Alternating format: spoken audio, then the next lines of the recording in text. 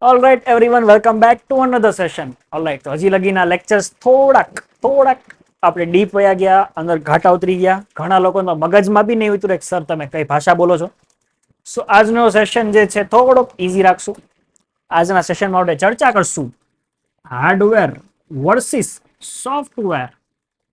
કે sir what is a hardware, what is software? મને ખબર છે તો એટલે કરાવું છું, કેમ કે એક્ઝામમાં પૂછાય છે. આવી વસ્તુ પણ એક્ઝામમાં આવે છે કે હાર્ડવેર સોફ્ટવેર શું હોય. તો ચલો સમજીએ.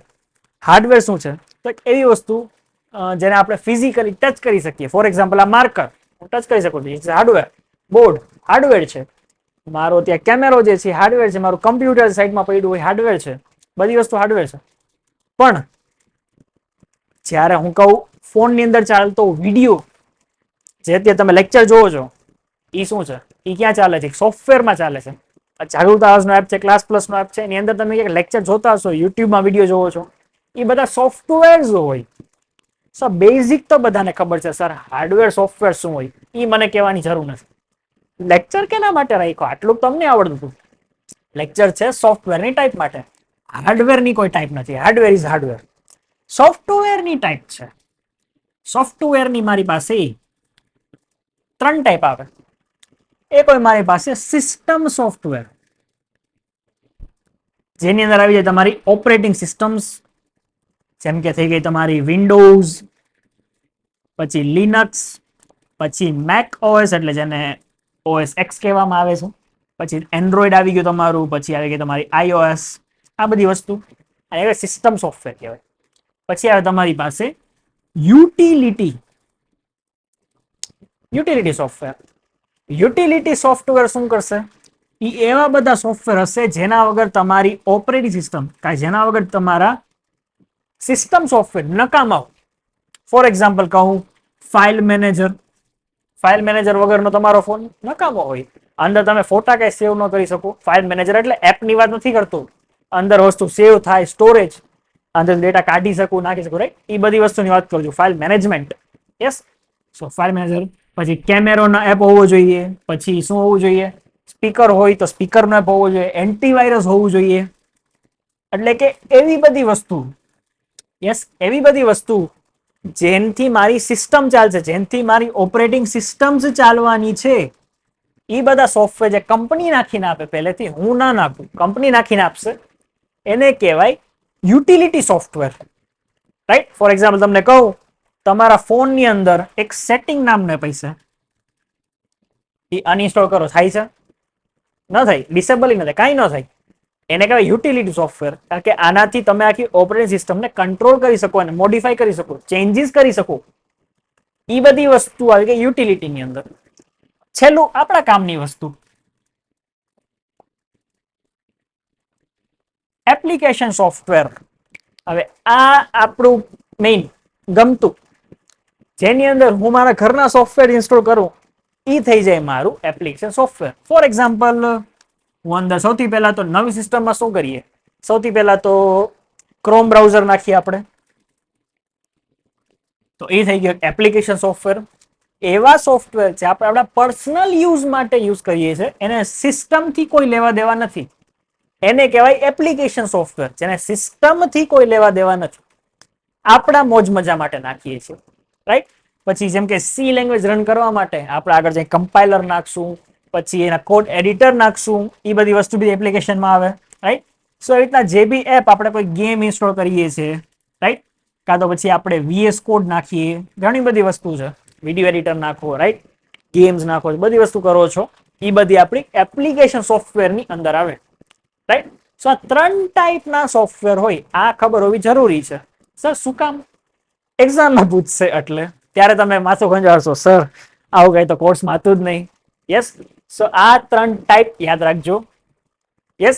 સો આ 3 ટાઈપ જે છે એ તમારે મેઇન કામની છે, જે તમારે યાદ રાખવાની છે સોફ્ટવેર્સની અંદર. આટલી વસ્તુ જે છે મેઇન કામ આવવાની છે.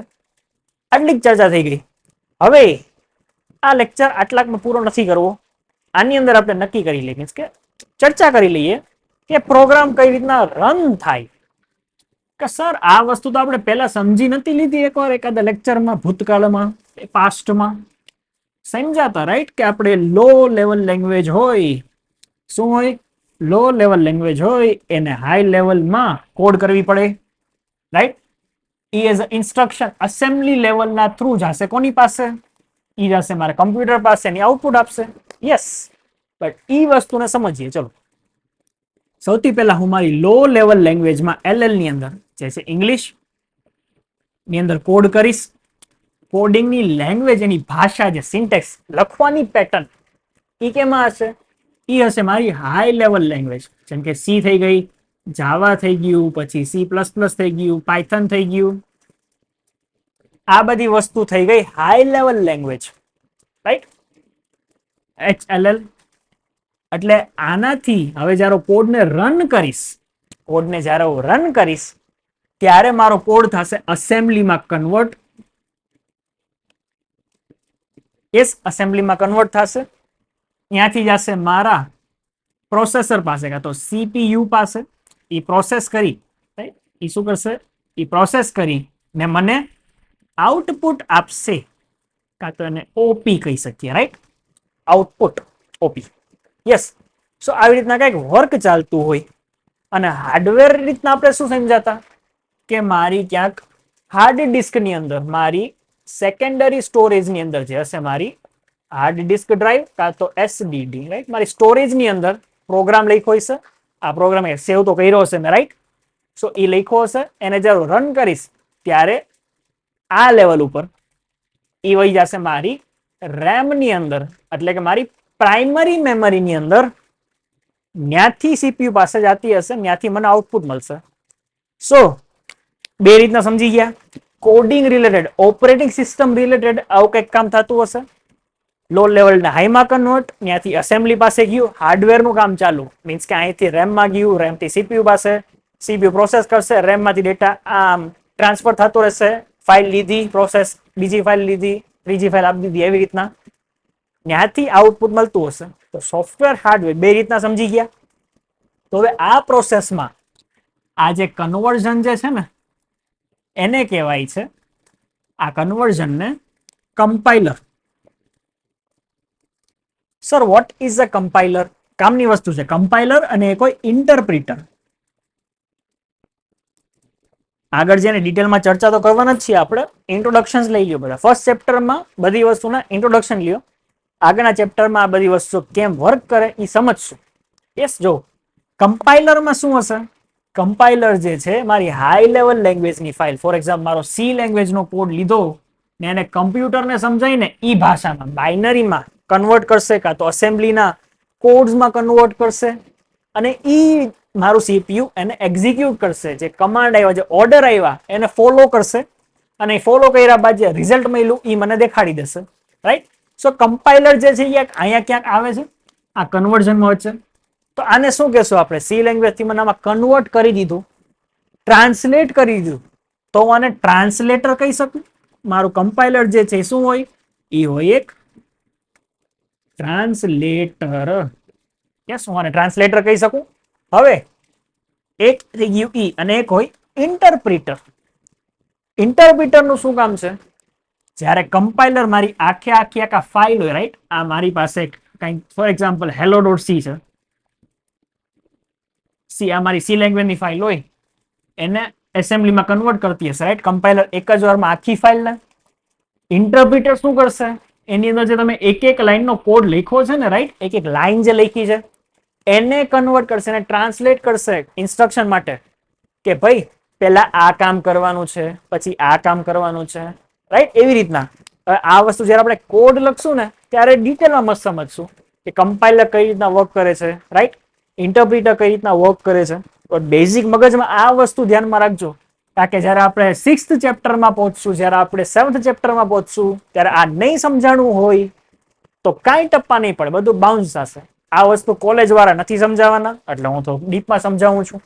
યસ, ચલો. સો આટલી ચર્ચા કરી લીધી સોફ્ટવેર, હાર્ડવેર અને સોફ્ટવેરની ટાઈપ્સ, એની સાથે કોડ કેમ વર્ક કરે. પણ મેઇન વસ્તુ ઇન્ટરપ્રિટર અને કમ્પાઇલરનું ઇન્ટ્રોડક્શન આવી ગયું. કમ્પાઇલર શું કરશે? કમ્પાઇલર મારી કોડ ફાઇલને એસેમ્બલીમાં કાં તો બાઇનરીમાં કન્વર્ટ કરવા લાગશે. યસ, અને ઇન્ટરપ્રિટર શું કરશે? અંદર જે કમાન્ડ લખ્યા છે, અંદર જે કોડ લખ્યો છે એ લાઈન બાય લાઈન એક્ઝિક્યુટ કરશે એસેમ્બલીનો યુઝ કરીને સીપીયુમાં. સીપીયુ એક સાથે બધા કામ નહીં કરી નાખે. સીપીયુ એક એક કામ કરશે. પહેલા આ કામ, પછી આ કામ, પછી આ કામ, આ કામ, વન બાય વન કામ કરશે. રાઈટ. સીપીયુ એક ટાઈમ એક જ કામ કરી શકે. રાઈટ. એ આપણી જેમ નથી ગીત સાંભળતા સાંભળતા હોમવર્ક કરી નાખે. રાઈટ. એ બે કામ ન કરી શકે. એ એક ટાઈમ એક જ કામ કરશે. ઓકે. સો આટલી પિક્ચર સમજાઈ ગઈ. તો હવે આપણે બધા મળશું હવે સીધા નેક્સ્ટ લેક્ચરની અંદર.